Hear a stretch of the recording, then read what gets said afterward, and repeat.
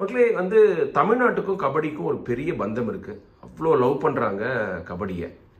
வருடம் வந்து தமிழ்நாட்டிலேருந்து பிகேலுக்கு பிளேயர்ஸ்லாம் வராங்க. ஆனால் பெரிய அளவில் அவங்க ஷைன் பண்ண முடியறதில்ல. சில பேருக்கு வாய்ப்பே கிடைக்க மாட்டேங்குது. வாய்ப்பு கிடைக்கிற சில பேர் நல்லாவும் விளையாட மாட்டேங்கிறாங்க. இதெல்லாம் பற்றியா நம்ம வந்து ராஜகுருட்ட பேச போகிறோம். சீசன் 1 பிகேஎல் சீசன் 1 தெலுங்கு டைட்டன்ஸுக்கு கேப்டனாக இருந்தார். பிகேஎல் 8 யூமும்பாக்கு சீஃப் கோச்சாக இருந்தார். பிகேஎல் வரலாற்றிலேயே யங்கஸ்ட் கோச் ராஜகுரு தான். 35 வயசில் கோச்சாக இருந்தார். நம்ம அவர்கிட்டயே கேட்டுடலாம். குருஜி, எங்கே பிரச்சனை? சில சமயம் நம்ம சான்ஸ் கிடைக்கலன்னு நம்மளே புலம்புறோம் கமெண்ட்ரிலாம். ஆனால் வந்து சில நேரத்தில் கண் கூட தெரியுது நம்ம பிளேயர்ஸோட ஸ்டாண்டர்ட் வந்து ஒரு North Indian, Haryana, UP players அளவுக்கு இல்லைன்னு. எங்கே தப்பு நடக்குதுங்க? ஸோ மென்டலி வந்து நம்ம பிளேயர்ஸை வந்து டவுன் பண்ணிடுறாங்கன்னு தான் நான் சொல்லுவேன், எனக்கு தெரிஞ்ச அளவுக்கு.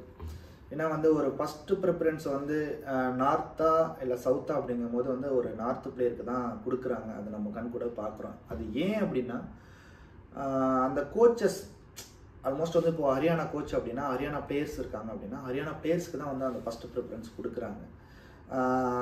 செகண்ட் பாயிண்ட் என்னன்னு பார்த்தீங்கன்னா, நம்ம பிளேயர்ஸ்க்கு வந்து வாய்ப்பு கிடைக்கும் போது நம்ம பிளேயரால் வந்து சக்ஸஸ் பண்ண முடியலை. அது வந்து ஆல்மோஸ்ட் வந்து ஒரு 30 மினிட்ஸ் வரைக்கும் நமக்கு கொடுக்கல அப்படின்னா வந்து ஒரு இண்டோர் ஸ்டேடியத்தில் நம்ம உட்காந்து மேட்ச் விளாட்றோம் அப்படின்னா ஆல்மோஸ்ட் வந்து வார்ம் டவுன் ஆயிரும்.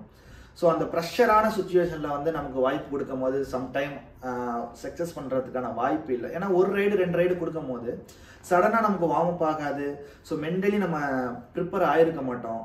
அந்த டயத்தில் சடனாக ஒரு முக்கியமான டயத்தில் கொடுக்கும் போது பாயிண்ட் எடுக்க முடியல. ஓகே, இவனுக்கு வந்து கேம் இல்லை அப்படின்னு சொல்லி மறுபடியும் முடிவு பண்ணி வெளில உட்கார வச்சிடுறாங்க. ஃபார் எக்ஸாம்பிள் நம்ம சதீஷை பார்த்துட்டு இருக்கோம். ஆல்மோஸ்ட் வந்து மேட்ச்சுக்கு மேட்ச் வாய்ப்பு கொடுக்குறாங்க. ஆனால் லாஸ்ட் 1 நிமிஷம் 2 நிமிஷம் ரொம்ப குரூஷியல் மூமெண்ட்ல அனுப்பி விடுறாங்க. அதுவும் அப்படிதான் நீங்க சொல்ற மாதிரி ரொம்ப இக்கட்டான சூழ்நிலை வந்து வாய்ப்பு கொடுக்குறாங்க.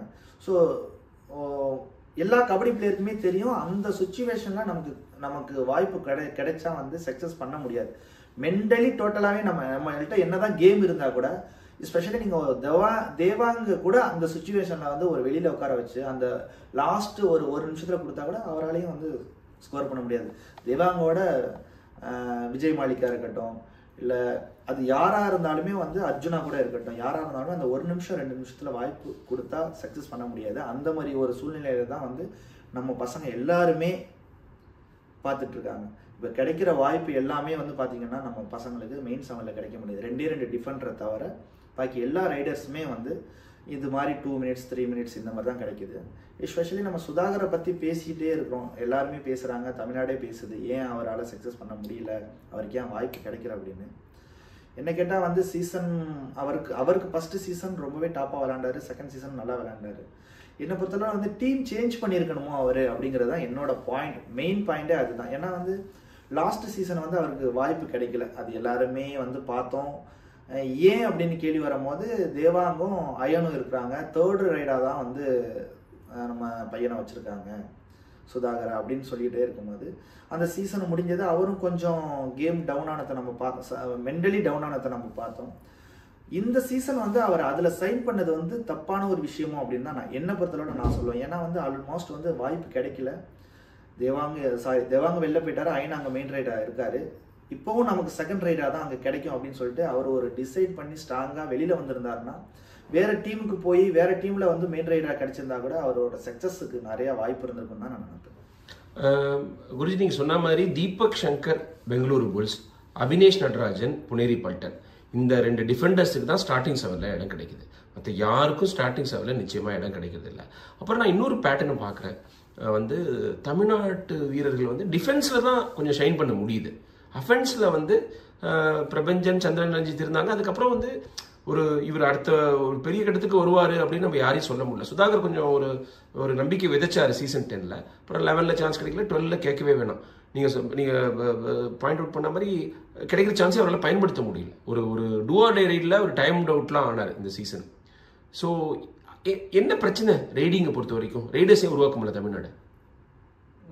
அதாவது இப்போ நம்ம ப்ரோ கபடிக்கு வருவோமே, ஒரு நார்த் இந்தியன்ஸ் ரைடர்ஸையும் நம்ம சவுத் இந்தியன்ஸ் ரைடர்ஸையும் வந்து பாடி லாங்குவேஜை பார்த்தீங்கன்னா டோட்டலாகவே சேஞ்சாக இருக்கும். அவங்களோட பாடி லாங்குவேஜ் வேறு மாதிரி இருக்கும், நம்மளோடது வேறு மாதிரி இருக்கும். அவங்க ரொம்ப ஃபிட்டாக இருக்கிறாங்க, நம்ம கொஞ்சம் ஃபிட்னஸ் கான்ஃபிடன்ஸ் இல்லையா? நம்மளுக்கு கான்ஃபிடன்ஸ் இல்லைங்கிறத தாண்டி ஒரு ஃபைட்டிங் பண்ணணும் அப்படின்னா அதுக்கான ஒரு உடம்பு பில்ட் பண்ணிக்கணும், ஃபிட்னஸ் பில்ட் பண்ணிக்கணும், நம்ம எண்டூரன்ஸ் ஃபிட் பண்ணிக்கணும். இவ்வளவு இருக்குது. நீங்கள் ஒரு நார்த் இந்தியன்ஸ் பார்த்தீங்கன்னா ஒரு 50 ரைடு பாடுவோம் அப்படின்னா நம்ம பசங்க வந்து 50 ரைடு பாடுவாங்க. பட் ஆனால் அந்த எனர்ஜி கொஞ்சம் கம்மியாக இருக்குதுன்னு தான் நினைப்பேன். ஏன்னா ஃபிட்னஸ் லெவலில் கொஞ்சம் வீக் நம்ம பசங்க. நீங்கள் சந்திரன் ரஞ்சிதா இருக்கட்டும், பிரபஞ்சனா இருக்கட்டும், செல்வமணியா இருக்கட்டும், அஜித்தா இருக்கட்டும், அதாவது ரைடர்ஸ் சொல்லிட்டு வரேன். இப்போ ஒரு சீசன் 6-7க்கு அப்புறம் வந்த ரைடர்ஸ், இதுக்கு முன்னாடி நிறைய பேர் இருக்காங்க. இதுக்கு அப்புறம் வந்தவங்களை பற்றி நான் சொல்லணும் அப்படின்னா இவங்க எல்லாத்தையுமே டாப்பான ஸ்கில்ஸ் வச்சுருக்காங்க. போனஸாக இருக்கட்டும், running hand touch, kick, release எல்லாமே வச்சுருக்காங்க. பட் ஆனால் ஃபிட்னஸ் லெவலில் அவங்களுக்கே தெரியும் நம்ம கொஞ்சம் கம்மியாக இருக்கிறோமோ அப்படிங்கிற மாதிரி தான் அவங்களே யோசிப்பாங்க. வேறு பிளேயரை கம்பேர் பண்ணால் நம்ம பிளேயர் வந்து கொஞ்சம் ஃபிட்னஸ் லெவலில் கொஞ்சம் கம்மியாக இருப்பாங்க. அதை நம்ம வந்து ஹார்ட் ஒர்க் பண்ணி ஃபிட்னஸ் லெவலில் கொஞ்சம் மெயின்டைன், அதாவது இந்த சீசன் முடிஞ்சதுக்கப்புறம் நம்ம இந்த 3 மாதம் சீசனை பற்றி நம்ம பேச வேண்டாம். சீசனுக்கு அப்புறம் நீங்கள் எவ்வளோ எஃபோர்ட் போடுறீங்களோ அதுதான் இந்த சீசனில் நம்ம காமிக்க முடியும். அது இம்பார்ட்டன்ட். இப்போ ஒரு நார்த் பிளேயர் பார்த்தீங்கன்னா அந்த சீசன் முடிச்சோடனே போய் ஒரு அகாடமியில் கிடப்பாங்க, இல்லைன்னா ஒரு பர்சனல் ட்ரெயினரை வச்சு வீடியோ போட்டுட்டு இருப்போம். ஸோ கொஞ்சம் மணி ஸ்பெண்ட் பண்ணுவான், உடம்புக்குன்னு ஸ்பெண்ட் பண்ணுவான். அதை நம்ம பிளேயரும் அந்த மாதிரி பண்ணால் நெக்ஸ்ட் நம்ம ஃபோக்கஸ் பண்ணுறது இல்லையா? அந்த ஃபிட்னஸ்க்கு ஆஃப் சீசனில் நம்ம தேவையான கவனம் செலுத்துறது இல்லையா? எனக்கு என்னமோ நானும் அதாவது என்ன எக்ஸாம்பிளுக்கு எடுத்துக்கோங்க, நான் கூட அப்படி தான் பண்ணேன். அதாவது சீசன் முடிச்சுட்டு போயிட்டு நம்ம கொஞ்சம் கேர்லெஸ்ஸாக இருந்துருவோம். அந்த சீசன் வரதுக்கு 2 மாதத்துக்கு முன்னாடி வந்து நம்ம எஃபர்ட் போடுவோம் அப்படிங்கிற மாதிரி. அந்த மாதிரி இல்லாமல் நம்ம பசங்க கொஞ்சம் சீசன் முடிஞ்சு போனதுக்கு அப்புறம், ஏன்னா ஆல்மோஸ்ட் 10 லட்ச ரூபா கொடுக்குறாங்க. ஒரு பேசிக் ப்ரைஸ் கூட 10 லட்ச ரூபா கொடுக்குறாங்க. ஸோ நம்ம பர்சனல் ட்ரைனரை பிடிச்சி அவங்களுக்கு மாதம் 2000-3000 நம்ம காசு பே பண்ணி ஒரு ஃபிட்னஸ் லெவலை மெயின்டைன் பண்ணி ஸ்கில்ஸு, ஸோ வெயிட் ட்ரைனிங் இந்த மாதிரி மிக்ஸ் பண்ணி உன்னோட இம்ப்ரூவ் நீ பண்ணிக்கிட்டீங்கன்னா சீசனுக்கு வரப்போ ரொம்ப ஈஸியாக இருக்கும். அதாவது சீசன் வரப்போகுது அப்படின்னு தெரிஞ்சுட்டு வந்து அவசரமாக ஃபிட்னஸ் கொண்டு வரதுக்கு பதிலாக நீங்கள் வருஷம் ஃபுல்லாக ஃபிட்டாக இருக்கிறதுக்கு ஹார்ட் ஒர்க் பண்ணணும். அதாவது நீ இருக்கிற இடத்துல கரெக்டான உனக்கு ஒரு ஜிம் ஸ்பெசிலிட்டி இல்லை, ஒரு ட்ரைனர் கிடைக்கல அப்படின்னா நமக்கு ஒரு 10 lakhs கிடைக்கிறத ஒரு 10,000 இல்லை ஒரு 20,000 ஒரு ட்ரைனர்கிட்ட மந்த்லி 2,000 கொடுத்து நீ அவர்கிட்ட ப்ராப்பர் ட்ரெயின் பண்ணிட்டு சீசனுக்கு வந்து அப்படின்னா உன்னோட பெட்டர் பர்ஃபார்மன்ஸை காமிக்கிறதுக்கான வாய்ப்பு அதிகமாகவே இருக்கு சொல்லுவேன். ஓகே, அது இப்போ வந்து பிகேல டிஃபென்ஸ்லாம் எல்லா டீம்லையும் இம்ப்ரூவ் ஆகிட்டதுனால ஒரு ரைடராக சக்ஸஸ் வேணும்னா இன்னும் கஷ்டம் இல்லை. இப்போ ஆரம்ப சீசன்ஸை விட நீ 200% உன்னோட எஃபோர்ட் போட்டால் தான் உன்னோட 50% கேம் இங்கே காமிக்க முடியும். 100% கூட காமிக்க முடியாது, 50%. அப்போ நீ 500% உன்னோட எஃபோர்ட்டை போட்டால் தனியாக தான் ஒரு 80% உன்னோட கேமை இங்கே காமிக்க முடியும்.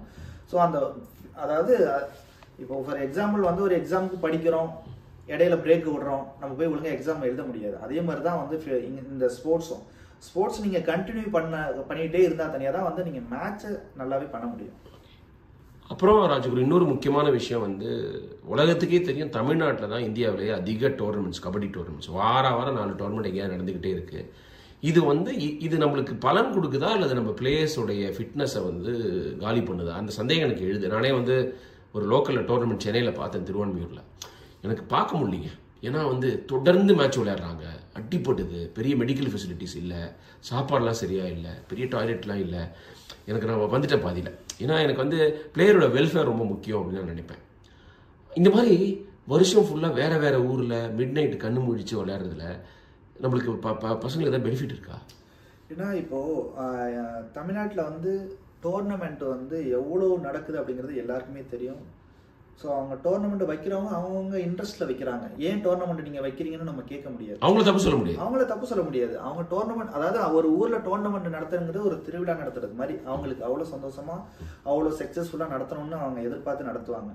ஸோ நம்ம என்ன பண்ணணும்னா, நம்ம இப்போ இந்த ஒரு டோர்னமெண்ட் போயிருக்கோம் அப்படின்னா நெக்ஸ்ட் டோர்னமெண்ட்டுக்கு பிரேக் கொடுக்கணும் கொஞ்சம். அப்போ தான் நம்ம ரிக்கவரி ஆக முடியும். நீங்கள் எல்லா டோர்னமெண்ட்டும் போய் நீங்கள் பார்ட்டிசிபேஷன் பண்ணீங்க அப்படின்னா, இப்போ நீங்கள் எக்ஸாம்பிளுக்கு வந்து ஒரு டிஸ்ட்ரிக்ட்லேயும் அந்தந்த ஊரில் உள்ளவங்க, கிராமத்தில் உள்ளவங்களுக்கு தெரியும் அந்தந்த ஊரில் உள்ளவங்க எவ்வளோ நல்ல பிளேயர்ஸ் இருக்கிறாங்க, எவ்வளோ அழகழகான என்னப்பா புது ஸ்கில்லாக பண்ணுறாங்களே, ஜம்ப் பண்ணுறாங்க, ஓட்டையில் போகிறாங்க. ஸோ புதுசாக ஸ்கில்ஸ் கொண்டு வராங்க ஒரு யங் பிளேயர். ஸோ அந்த யங் பிளேயர் எல்லாமே என்ன பண்ணுறாங்க அப்படின்னா ஒரு 2 to 3 years ஆடுறாங்க. அதுக்கப்புறம் பார்த்தீங்கன்னா நீ இன்ஜுரிங்கிறாங்க, ஷோல்டர் இன்ஜுரிங்கிறாங்க, ஆப்ரேஷனுங்கிறாங்க. நல்லா விளாண்டுட்டு இருக்கிற இந்த பையன் எங்கே அப்படின்னு பார்த்தா ஒரு இன்ஜுரி ஆப்ரேஷன் பண்ணியிருக்காங்கிறாங்க. இதுக்கு மெயின் காரணம் வந்து அதிக மேட்சஸ் விளாட்றது தான் காரணம்னு நான் சொல்லுவேன். ஏன்னா வந்து ஒரு மேட்ச் விளாண்டு அவன் பாடி மறுபடியும் நார்மல் ஆகணும் அப்படின்னா ஒரு 10 days பிரேக் ஆகுது வேணும். ஸோ 1 வீக்கில் நம்ம வந்து மண்டே வரைக்கும் ஒரு டோர்னமெண்ட் விளாட்றோம்னா நெக்ஸ்ட் ஃப்ரைடே மறுபடியும் ஒரு டோர்னமெண்ட் ஸ்டார்ட் ஆகுது. ஸோ அப்போ 3-4 டேஸில் வந்து ரிகவரிக்கான டைமே கிடையாது. ஸோ நம்ம விளாட என்ன ஆகும் அப்படின்னா வந்து இன்ஜுரிஸ்க்கு நிறைய வாய்ப்பு இருக்குது. நல்ல பிளேயர்ஸ் எல்லாமே வந்து இந்த அவங்களோட கனவை தொலைக்கிறது என்ன அப்படின்னா வந்து நிறைய லோக்கல் மேட்ச்னு சொல்லலாம். நான் மேட்ச் விளையாட வேண்டாம்னு நான் சொல்லலை, சூஸ் பண்ணு. இந்த டோர்னமெண்ட் விளையாண்டினா அதுக்கு டோட்டலாக ஒரு 10 days 15 days இல்லை ஒரு 2 weeks 3 weeks வந்து பிரேக்கு கூட, அதுக்கப்புறம் ஒரு டோர்னமெண்ட்டுக்கு போ. அப்போ தான் உன்னோட இம்ப்ரூவ்மெண்ட்டையும் நீ பார்க்க முடியும் உன் கண் கூட. நீ மேட்ச் விளையாண்டுட்டே இருந்தீங்கன்னா இம்ப்ரூவ்மெண்ட்டும் உனக்கு தெரியாது. நல்லா ஹார்ட் ஒர்க் பண்ணு.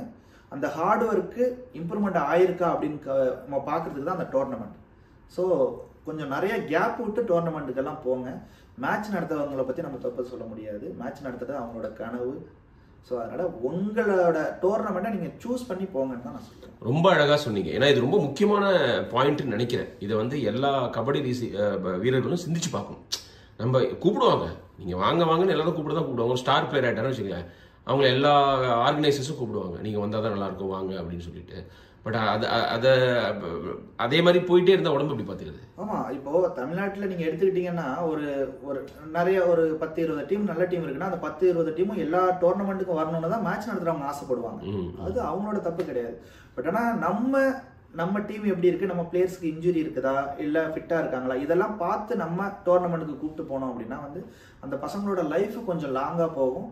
இன்ஜுரி ஆகாமல் அவங்க நினைக்கிற கனவை போய் தொடர அளவுக்கான வாய்ப்பு அதிகமாக இருக்குது. பட் இம்பார்ட்டன்ட் வந்து கொஞ்சம் மேட்சை கம்மி பண்ணுங்க, ஃபிட்னஸ் லெவலை இம்ப்ரூவ்மெண்ட் பண்ணிக்கோங்க. இதுதான் நான் சொல்லுவேன். Pick and choose.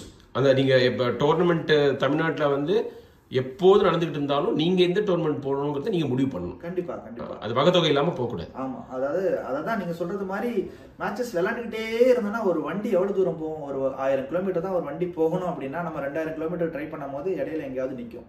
ஸோ அதே மாதிரி தான் நம்ம உடம்புக்குன்னு ஒரு லெவல் இருக்குது. அந்த லெவலில் மீறி நம்ம போகும்போது இன்ஜுரிஸ் ஆகும், அவனோட கனவு அங்கேயே தொலைச்சிட்றாங்க. மக்களே, அன்பு வீரர்களே, நிச்சயம் கேட்டுங்க. ஏன்னா அவ்வளோ ஒரு பேஷனோடையும் ஒரு சின்சியாரிட்டியோடையும் சொல்கிறாரு ராஜகுரு. நீங்கள் நல்லா இருக்கணுங்கிறதுக்காக நீங்கள் வந்து விளையாண்டு பேர் வாங்குறதுல அவருக்கு சந்தோஷம்தான்.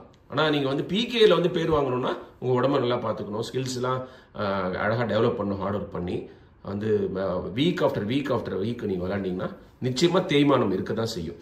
அப்புறம் வந்து சில பேர் சொல்கிறாங்க வந்து இந்த தாய் சே கிளப்பில் மட்டும்தான் ஆடணும், நீங்கள் ஒவ்வொரு டோர்னமெண்ட்டுக்கும் ஒரு டீம் ஃபார்ம் பண்ணிட்டு போகக்கூடாது, கோஆர்டினேஷன் கிடைக்காது. இப்போ ஒரு கவர் டிஃபெண்டர் இருக்காருன்னா ரைட் கவர் லெஃப்ட் கவர் தொடர்ந்து விளையாண்டா தான் அந்த அண்டர்ஸ்டாண்டிங்லாம் கிடைக்கும்.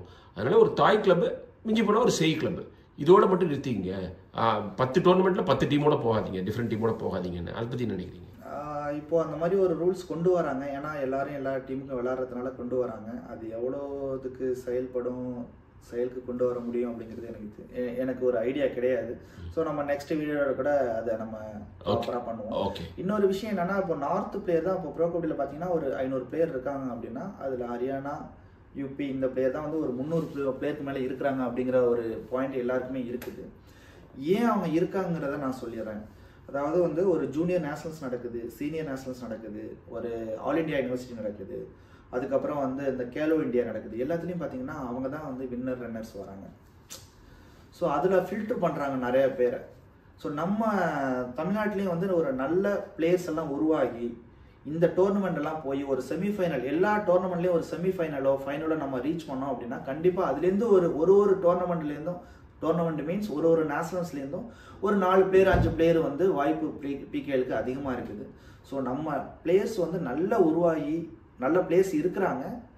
ஸோ இன்னும் அடுத்த கட்டத்துக்கு வந்து ஒரு நேஷனல்ஸில் நம்ம மெடல் அடிக்கிற அளவுக்கு நம்ம கொண்டு போயிட்டோம் அப்படின்னா அதுலேருந்து பிகேஎல்ஸுக்கு உள்ளார வரதுக்கான வாய்ப்பு அதிகமாகவே இருக்குது நிறைய பிளேயர்ஸுக்கு. ராஜு, ஒரு ஃபைனல் கேள்வி. நேஷனல்ஸில் தமிழ்நாட்டை வந்து நல்ல லெவலுக்கு எடுத்துகிட்டு போகணும், சீனியர் நேஷனல்ஸ்க்கு உங்களுடைய கனவு. 2 வருஷத்துக்கு முன்னாடி தஞ்சாவூர் ஒரு கேம்ப் பண்ணி ரொம்ப ஹார்ட் ஒர்க் பண்ணி அழைச்சிட்டு போனீங்க. அது எவ்வளோ முக்கியம். நம்ம வந்து நேஷனல்ஸில் குவார்டர் ஃபைனல், செமிஃபைனல், பிளேசிங்ஸ்லாம் வந்ததுன்னா நம்ம 90s தொடர்ந்து 3 முறை நேஷனல்ஸ்லாம் ஜெயிச்சிருக்கோம் சீனியர் நேஷனல்ஸ். நம்ம பிளேஸுக்கு கான்ஃபிடன்ஸ் வந்துருமா?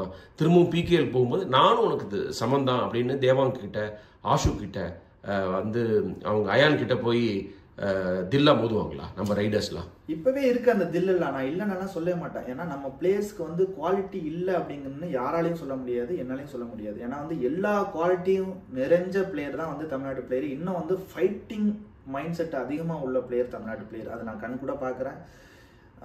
இன்னொரு பாயிண்ட் என்னன்னா வந்து நம்ம வந்து அந்த ஒரு நீங்கள் சொன்ன மாதிரி ஒரு நேஷனல்ஸில் ஒரு மெடல் ஒரு வருஷம் அடிச்சிடும் அப்படின்னா அதுக்கப்புறம் வந்து நம்மளோட இந்த நிறையா லீக் மேட்ச் விளையாண்டுட்டு மேலே போகணுங்கிற ஒரு இது நம்ம டோட்டலாகவே மாறிடும். இன்னொன்று வந்து நீங்கள் சொன்ன மாதிரி பெரிய எல்லா மெயின் பிளேயரும் அந்த நேஷனல்ஸ் ஃபைனலில் செமிஃபைனலில் தான் விளையாடுவாங்க.